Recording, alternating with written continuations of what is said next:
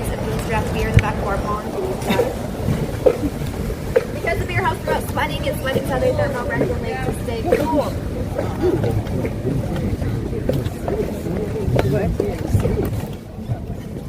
But most of all, he's got the honor of showing y'all around one of the USA's top 3 most haunted cities.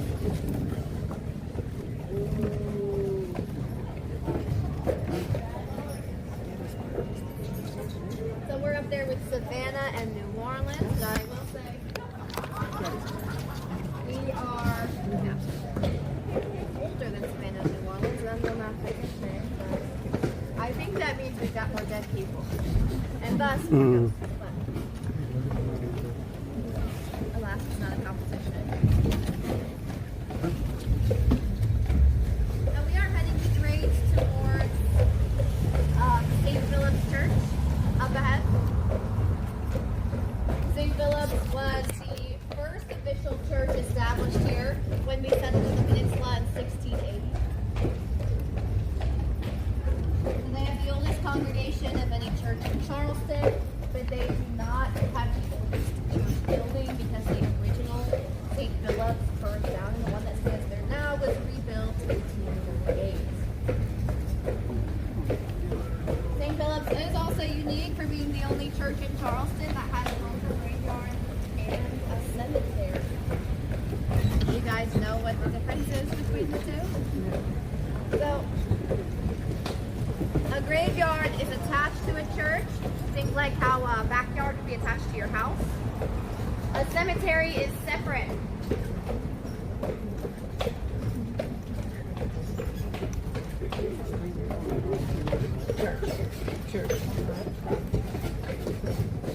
So this used to actually be one big graveyard until they paved a street down the middle of it. Spooky.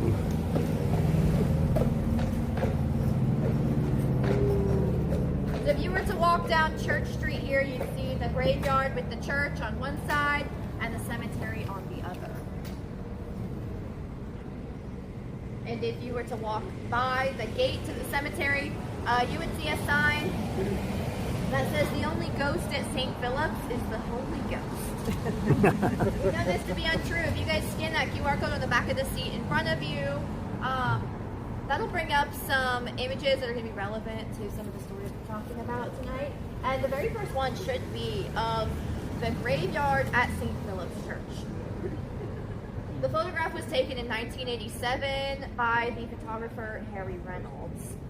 He stuck his camera through the gate on a trip to Charleston, took a photograph. He traveled back home before developing the photograph, and he discovered the anomaly, which appears to be a translucent woman kind of leaning over a grave holding a baby. Right there. Reynolds thought that the photo must have been tampered with, or perhaps there was something wrong with his camera. So he sent the photograph and the camera up to Kodak in Rochester, New York.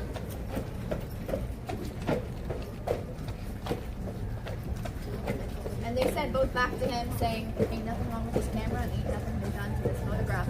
It is a 100% authentic photograph, but we can only presume it was a ghost. Shocked by what he's seeing, Reynolds traveled all the way back to Charleston. He lined up the shot to find the grave. He read the headstone and found that it was the grave of Susan Howard Party. On June 10th of 1888, Susan Howard Party gave birth to a stillborn child. Hey. Just a few days later, she herself passed away due to complications with the birth. And the two of them were buried together in the same gravesite. The photograph was taken on June 10th of 1987, exactly 99 years to the day that Susan lost her baby.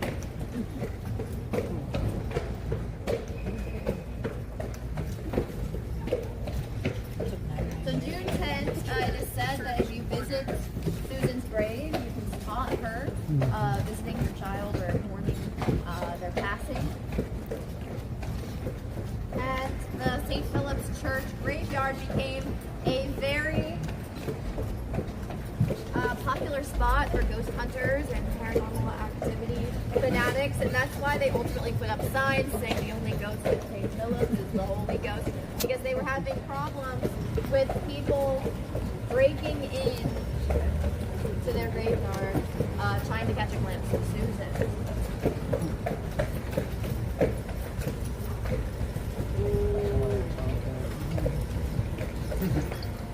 It's Halloween.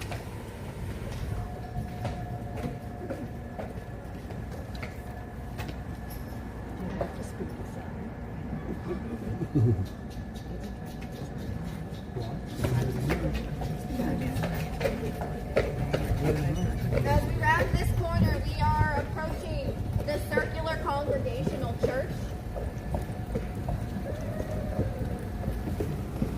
You'll see it just past this bank. It's the next building over. It's this large brick church. Now they are the fourth religious structure to stand on that site. The previous three were destroyed, two of them in fires, one of them in a hurricane. So although this church is from the late 1800s, the graveyard that it stands on is the oldest graveyard in Charleston, dating all the way back to 1681.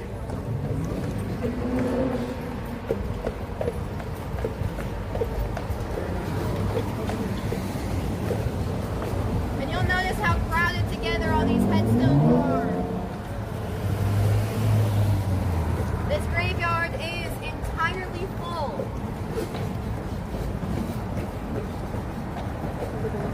They have not had a burial here in at least a decade because there's no more space. And I know some of you are raising an eyebrow looking at that right side where we've just got this open stretch of grass and no headstones. But this is not extra space. This is actually a mass trench grave from a yellow fever epidemic.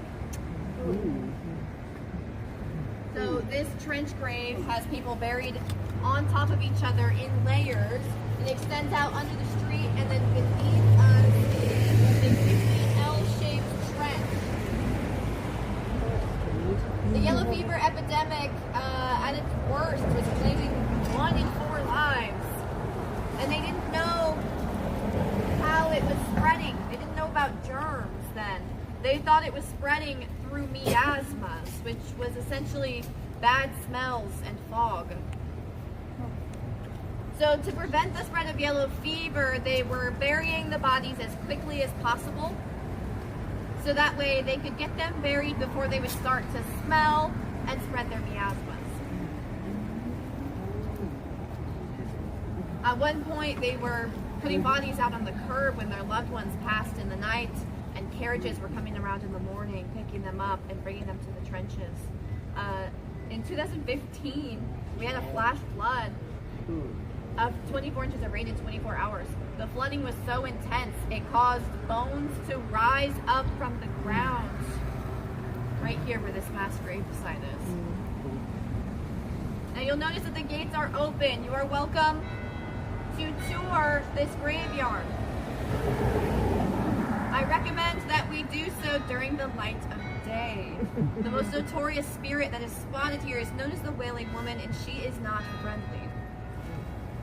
The most famous sighting of her was a church employee. He was a maintenance employee for the church, working a late night, and he heard crying out in the graveyard. So the man comes out thinking that perhaps someone got locked in after the tour, but rather than finding a lost tourist, he saw a light blue glowing apparition from the waist up in this trench, leaning over, clawing at the ground with its hands and wailing with a desperation not comparable to anything he had ever done. Now, I don't know what possessed him to do this, but he approached the apparition, and it went still The shaking and the crying stopped, the digging.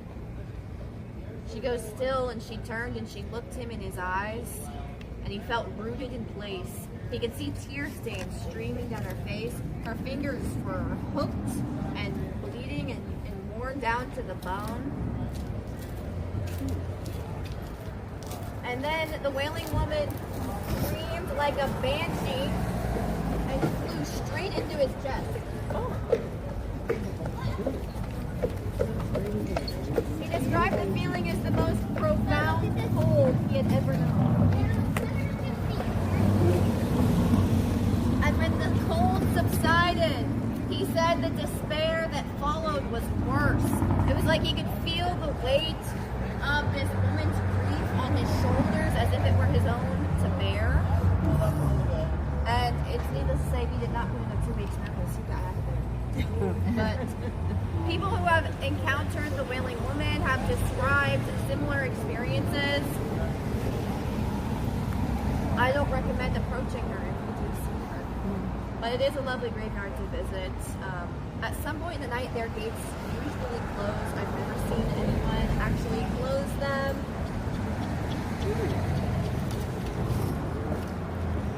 But always around 9, 10-ish, they end up closed. And once they're closed, they are no longer welcoming visitors.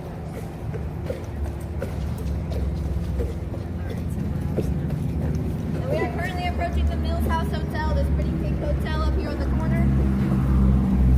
Mills House Hotel, pretty Anyone pink staying at the Mills House hotel tonight? on the corner. Good. Very good. The Mills House used to be a Confederate headquarters and hospital during the Civil War. General Robert E. Lee was staying there, and it was an early morning in December when he stepped out on that front balcony and he looked into the distance, but rather than seeing a sunrise, he saw flames licking at the horizon, smoke rising up above the buildings. It was the Great Fire of 1861. Wow. And great for the Mills House. He alerted all of the other soldiers inside, and they began running up and down the halls, banging on doors, telling everyone to wake up, to wet down their blankets and hang them from the windows at once.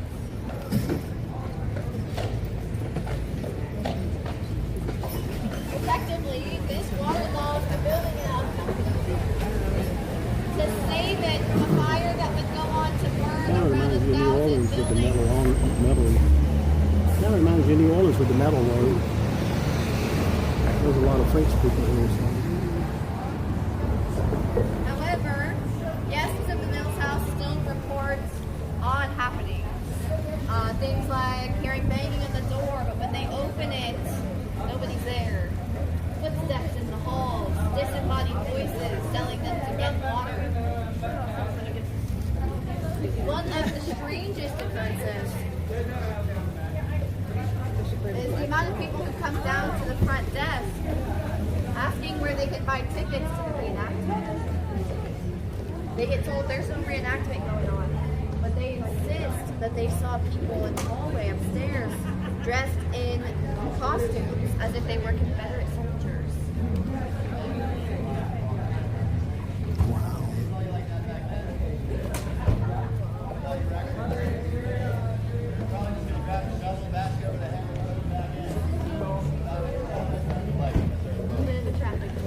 Now there were some precautions against being buried alive. If you were wealthy enough, you put the coffin with your friend. I didn't give you one of the bells. Somebody probably heard about this. And you can see the steeple rising up in the distance. St. Michael's Church up there from 1751. It is the oldest church building standing in Charleston. George Washington once went to church there. Well, he was in Charleston for 8 days in 1791, but I know you guys ain't here to hear about George Washington. We are going to talk about Harriet Mack.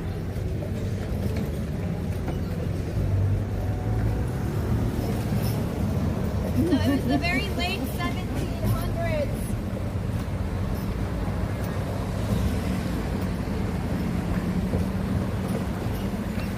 when young Harriet Mackey's father passed away. He was a very, very wealthy man.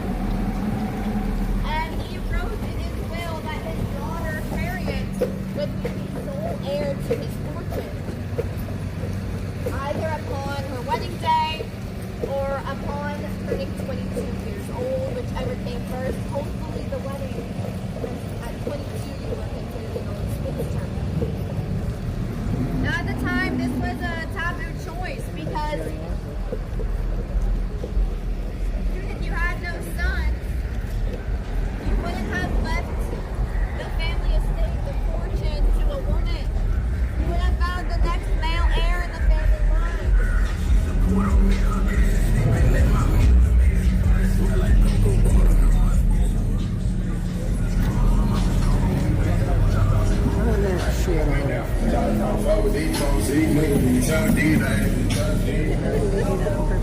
However, the next male heir in the family line was Harriet's bragging cousin, Philip, who her father could not stand. He thought he was spoiled, he never worked for anything, and he wasn't going to hand this kid his fortune. So he left everything to Harriet. Now, thankfully, at the ripe age of 17, she's pushing it, but she meets the love of her life. In 1804, they were set to be married right here at St. Michael's Church.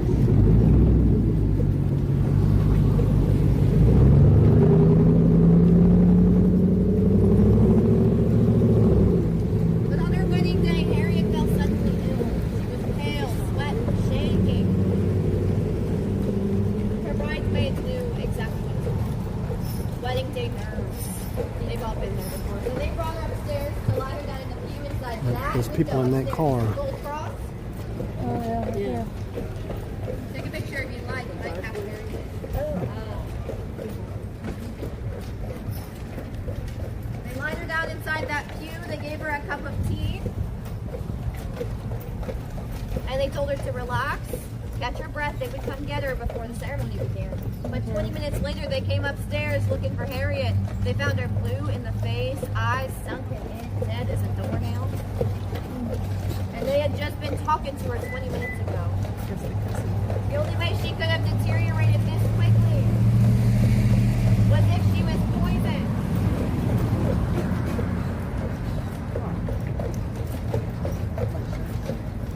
And it's very suspicious that after this wedding was over, she was set to inherit a very large sum of money.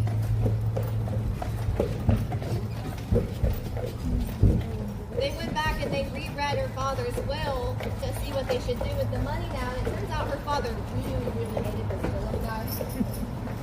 Because there was a clause in the will that stated specifically, should anything happen to Harriet before she could inherit the money, it still wasn't going to her cousin.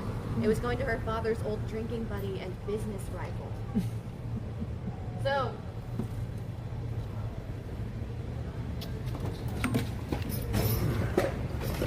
upon hearing this news, her cousin Philip returned to St. Michael's Church. He climbed the bell tower and threw himself out of it. Guilty conscience or just a grieving cousin, we'll never know. Because Harriet's case is considered one of the oldest cold cases in Charleston.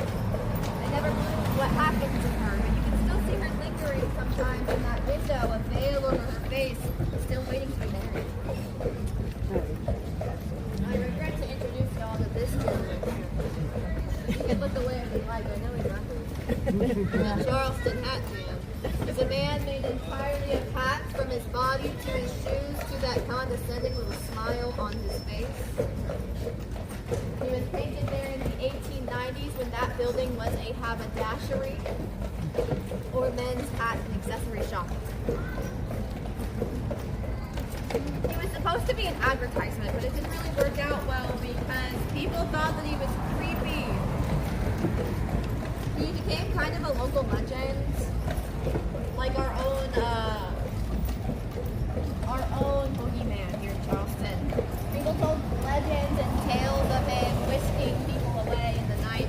Parents told their children, if y'all aren't behaved, that hat man, he can smell bad kids. And he's going to peel himself off of that wall, jump into the grate below his feet, crawl to the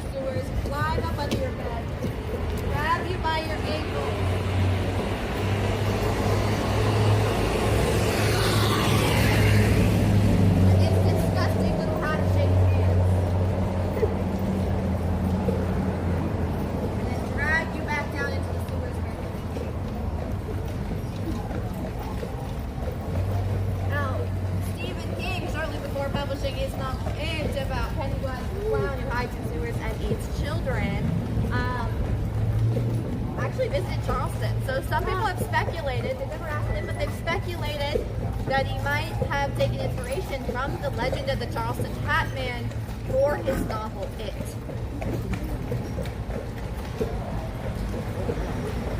Straight ahead, we are heading straight towards the old exchange building and the provost dungeon.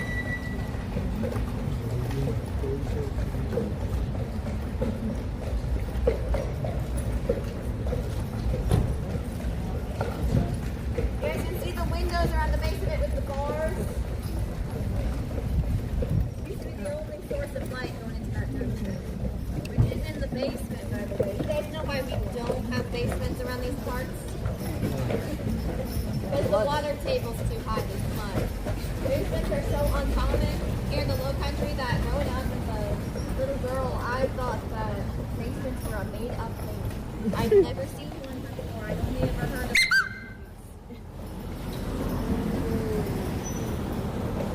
They're just not safe here. Do we know why this is called East Bay Street? This used to be the East Bay. So this building was waterfront. Everything from the building out to what is now the waterfront, behind this building and back, that is all man-made landfill. The water used to come pretty much right up to the building.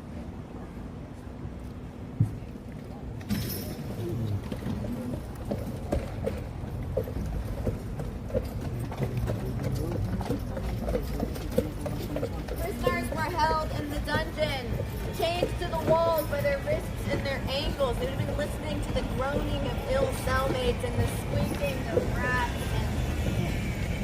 And as a tropical storm rolled in, they would have been hearing the water rise up around them. The only thing they could do was yank at their chains and hope that the water would raise above their heads. You can tour that dungeon, but it is very haunted. Some people taking the tour have reported having to tap out halfway through, saying that they felt a pressure on their chest as if they couldn't breathe, almost like they were drowning. Others have taken the tour and later gone home to find scratch marks on their body. A tour guide that worked there was actually, he ran down after a tour to grab something he'd forgotten, and the door slammed shut behind him of its own accord. It was completely dark in there, and he could hear the chains rattling and distant murmured, hushed voices for hours until someone finally came to let him out. No, you should not pay me enough money. Nope. No, you can tour it if you'd like. It's like $15. It's actually a history tour if you just go to the old exchange. Like it isn't, they won't really tell you ghost stories. But even then, a lot of people don't finish it.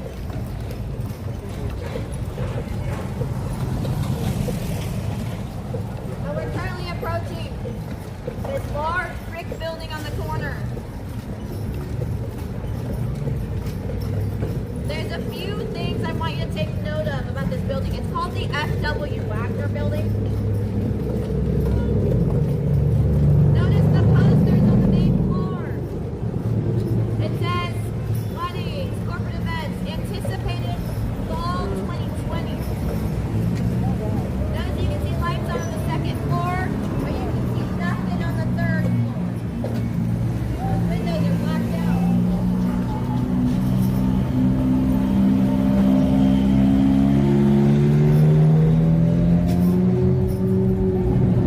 As we make this right turn, look at the third-story window on the corner of the building. And you'll notice that some of those window panes are boarded up. Oh, yeah. Keep all this in mind as I tell you guys about the story of George Poirier.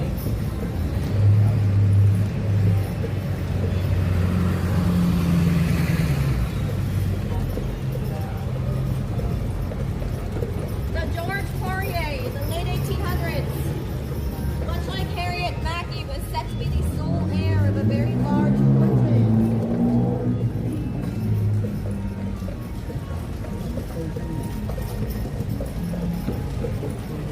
His family was involved in the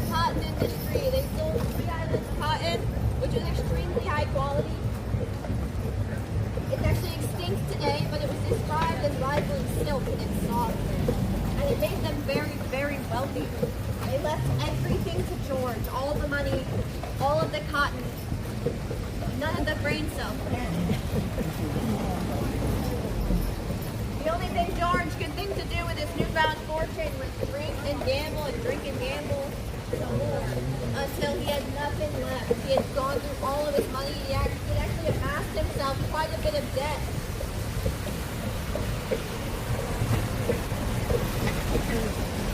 Have you guys ever heard the term, don't put all your eggs in one basket? Yeah, George Poirier had never heard that. He packed the last of the Sea Island cotton, the physical stock of cotton that he had, all onto one ship to sell it to one company overseas. And he sat in that third-story window of the Wagner building up in his office, and he watched from that window as the ship set sail in the harbor here. And then it lit on fire, and it sank, and it burned right before his eyes. And that was everything that Poirier had left.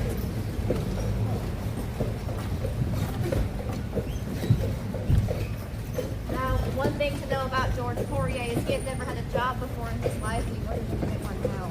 That made him soft, and he didn't even know how to get a job. He had had servants and butlers waiting on his hand and foot his entire life. He was not cut out for a life on the streets, and he knew it. In this moment, he had never felt more helpless. He had ruined his own life. It was all his own fault.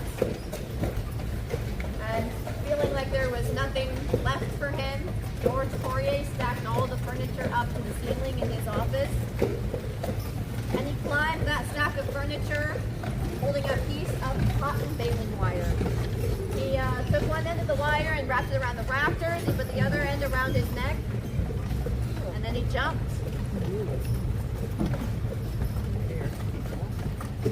Now, ideally, when we do hanging, we would use something thick and strong, like rope. Best case scenario, your victim drops, the sudden drop with a big rope, breaks their neck. And we've got a fairly quick demise. Now, best case scenario. The thing is, cotton baling wire differs from rope for a reason. It's very thin, very sharp. Rather than breaking Poirier's neck, it cut his throat down to the bone. It did not immediately end his life. He was very much alive and not enjoying himself as he bled out. He was swinging back and forth, trying to free himself from his predicament, and in his struggle, he kicked out the window. He was still days before anything found his body. This occurred in the 1890s.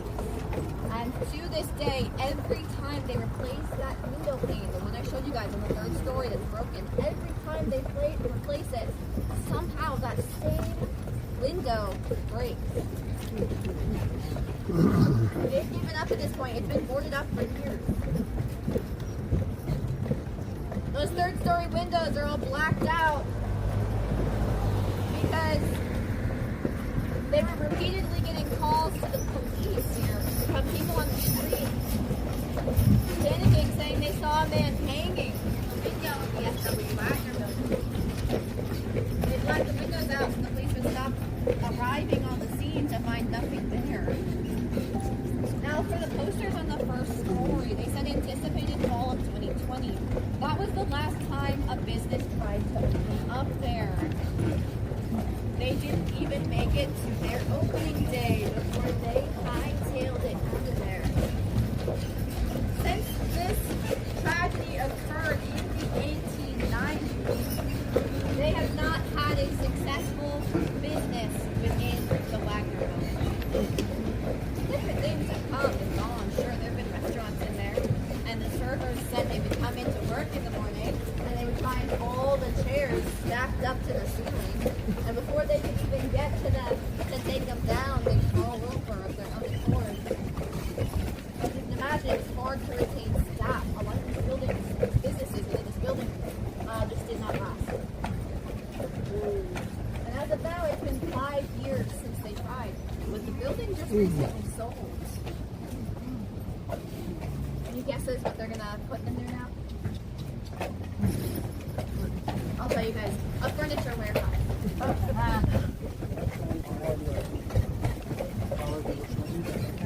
Dollar General. Perhaps they specialize in They're everywhere else.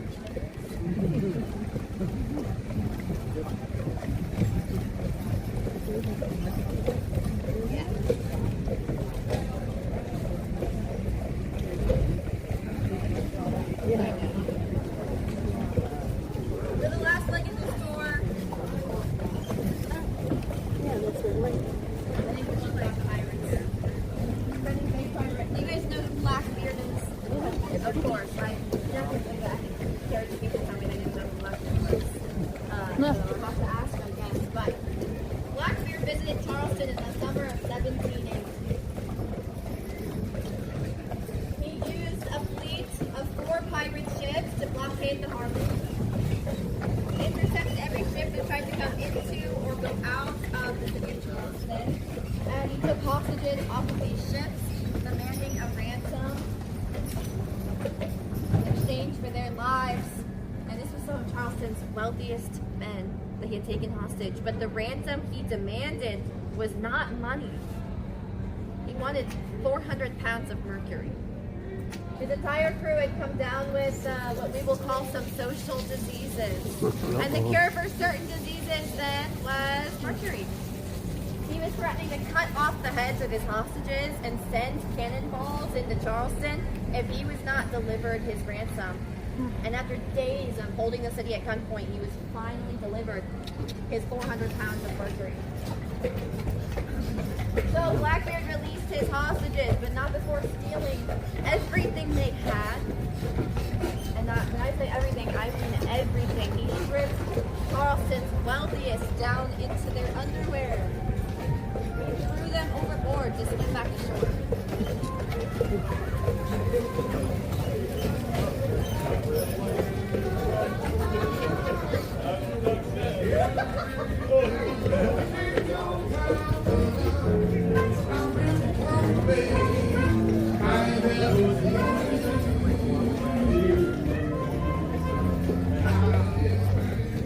Blackbeard sailed away from the blockade entirely unscathed. He was not captured. He got killed.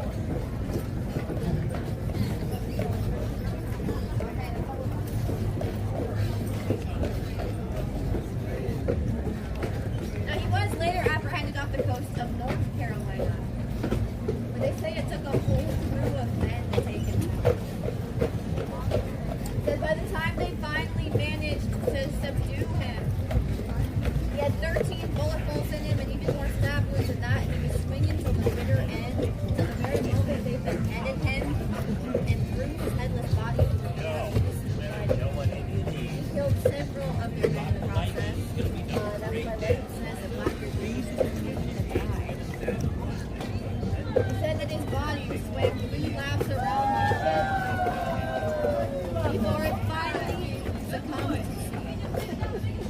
As for his head, they coated the outside of his skull in gold and the inside in silver, and they turned it into a drinking chalice. And then they lost it. So to this day, they don't know what happened to Blackbeard's helmet.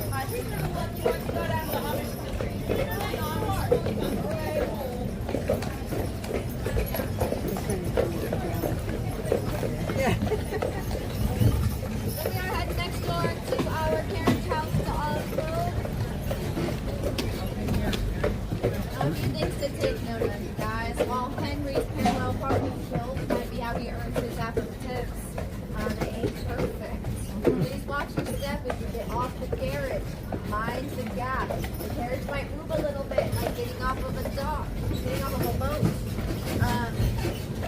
Now, please also be sure to use the dock. Please do not jump off the open edge of the carriage into a rigging below. I don't see any blood or guts or broken bones tonight.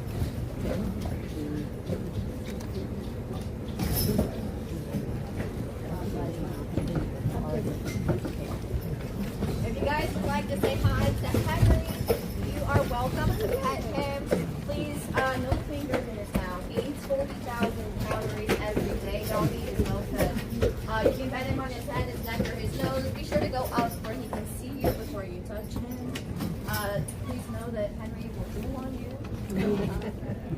he shares water with you. He is a little overly friendly. Now I am going to come undo this strap down the side of the carriage. Just wait for me to get back up front here before we offload. That way I'm not creating a traffic jam. But thank you so much for joining us tonight. Have a lovely rest of your evening. Let me know if y'all need anything else. Thank you. Have a good one, you guys.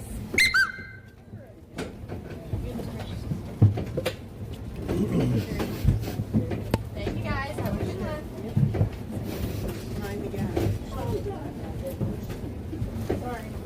Lord have mercy. Oh, Lord. Thank you so much, darling. Have a good night, you guys. Thank you, guys. I'm getting there. I have to get out of everybody's way. Thank you, dear. Have a good night. You too.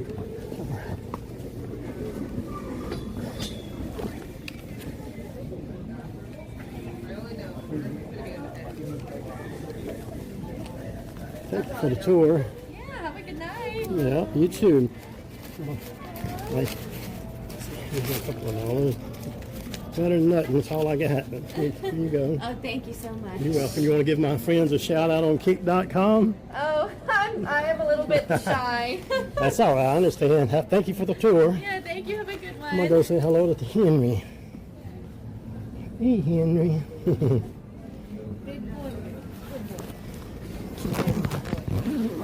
Yeah, he sure is a pretty horse, ain't he? Golly. Wow. Better than plowing fields, ain't he, Henry?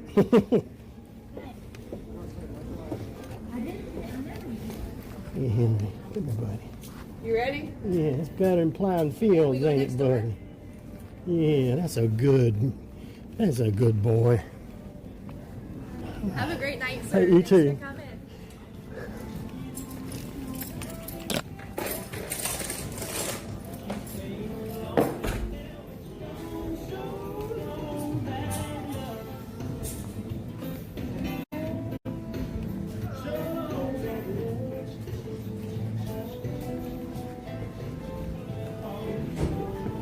Okay, folks, I have got to go get my car and hopefully